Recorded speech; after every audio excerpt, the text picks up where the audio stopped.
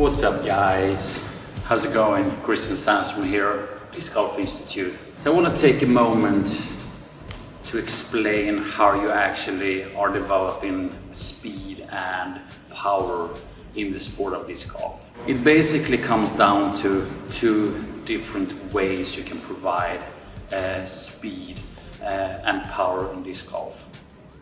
And the first way is to create speed from sequencing. And what that means is that you will gain all the power from compression down to the ground. For every component or segment within the body that is rotating or moving in opposite direction of the disc is actually increases or speeding up the speed, so to speak. So this means that the speed is actually a build-up thing from the ground up to the disc rather than speed itself. So it creates itself over time whenever segment is rotating in the opposite direction of the segment above or down below. And this is obviously the most perfect way to handle it when you're throwing a standstill shot. And you have players like Corey Ellis or Drew Gibson. They are relying a lot of their speed on sequencing.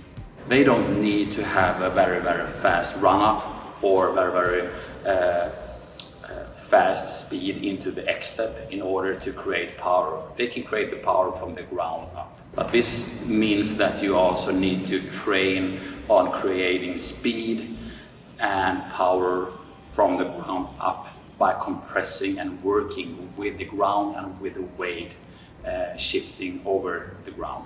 The other way is also to create speed by just having speed by yourself and just hit the brakes with your stem leg here, also called the lead leg sometimes.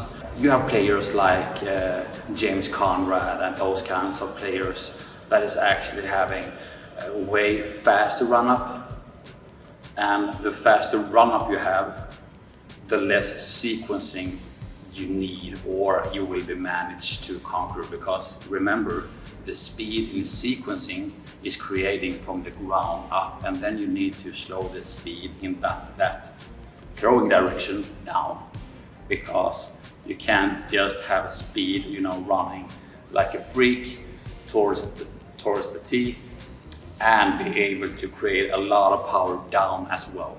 So this is very, very important for you to know, because you might need to decide what kind of player you want to be. So when James Conrad comes and he just starts to run up and just hit the brake, this brake is the opposite. You might remember I mentioned the opposite rotation in the segment build-up or in the sequencing. This is the same thing here, that when you stop all the speed coming forward, you can have this leg as leverage and momentum in order to create power and speed up to the disc as well. But then you will not have the sequencing creating in the body, and it also could be, as you can guess, pretty harsh to my right hip here over time, and it could be overused over time, and you also could be injured, depending on how much of a stem you have and how much you focused on the sequencing you had. And of course, the ultimate solution of this is to have a little bit of a both. So and if you're a really good player, you can actually choose also if you want to throw with sequencing from the ground up, or if you want to rely on the speed and the run up in order to make the shot, and just to rely on this right leg as well.